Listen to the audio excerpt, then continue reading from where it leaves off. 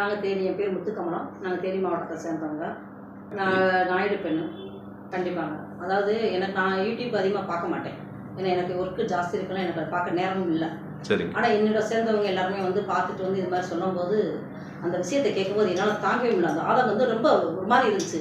நம்ம இனத்து பெண்கள் இவ்வளோ பேசுகிறாங்களே, இது இப்படி பண்ணுறாங்க அப்படின்ற ரொம்ப ஆதங்கம் இருந்துச்சு.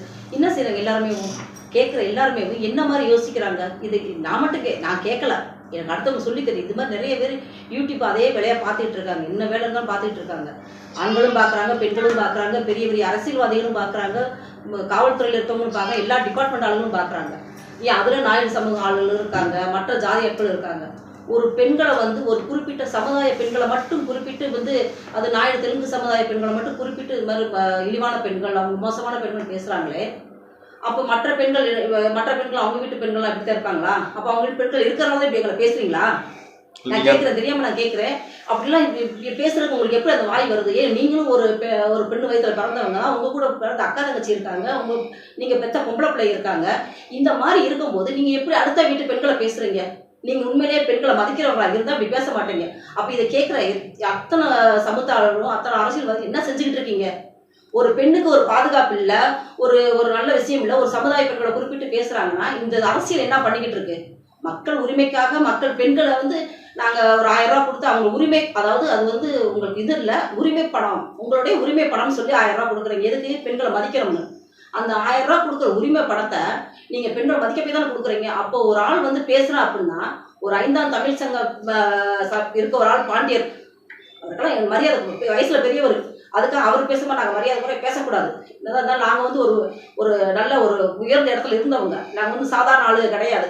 அவங்கள மாதிரி நாங்கள் இறங்கி பேசவும் முடியாது.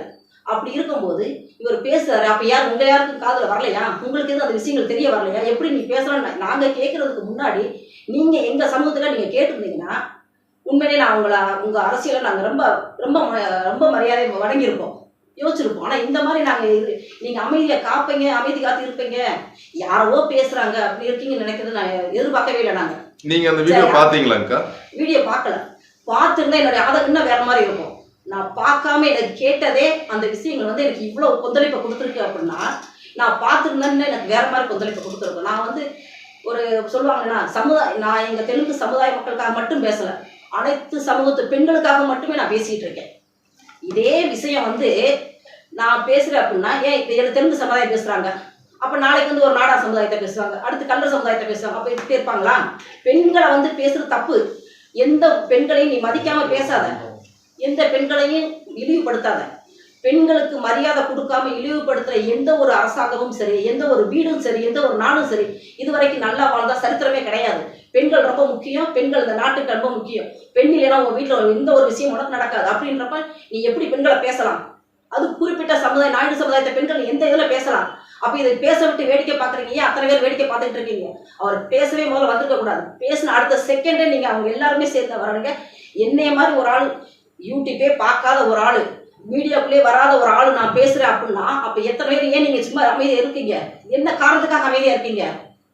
இந்த காவல்துறை என்ன பண்ணிக்கிட்டு இருக்கு? இந்த அரசாங்கம் என்ன பண்ணிக்கிட்டு இருக்கு? எதுக்காக இப்படி அமைதியாக இருக்கீங்க? காரணம் வேணுமே. அப்போ யாரோ பேசுகிறாங்க, என்னமோ பேசிட்டு போகிறாங்க, இது அரசியலா இல்லை பெண்களுக்கு கொடுக்குற பாதுகாப்பா? தயவு செய்து சொல்கிறேன், உங்களை மன்றாடி கேட்டுக்கிறேன், தயவு செய்து இதுக்கு நல்ல ஒரு முடிவை எடுத்து நல்ல நடவடிக்கை எடுங்க. இது மாதிரி யாரும் பேசாதீங்க. அவரை யாரும் பேச விடாமல் பண்ணுங்க. நீங்கள் என்ன பண்ணுவீங்கன்னு தெரியாது, நீங்கள் கைது பண்ணுவீங்களா, அவரை தண்டி என்னமோ செய்யுங்க. ஆனால் இனிமேல் எந்த ஒரு சங்கமோ எந்த ஒரு அமைப்போ எந்த பெண்களை பற்றியும் தவறாக பேசக்கூடாது. அந்த தவறாக பேச எங்களுக்கு இதுதான் தண்டனைன்றத எல்லார் மனசுலையும் ஆணித்தரமாக வரணும். அது எங்களுக்கு கண்டிப்பாக வேணும். இது இல்லை அப்படின்னா எங்கள் ஒட்டுமொத்த சமுதாய மக்களையும் நானே திரட்டுவேன்.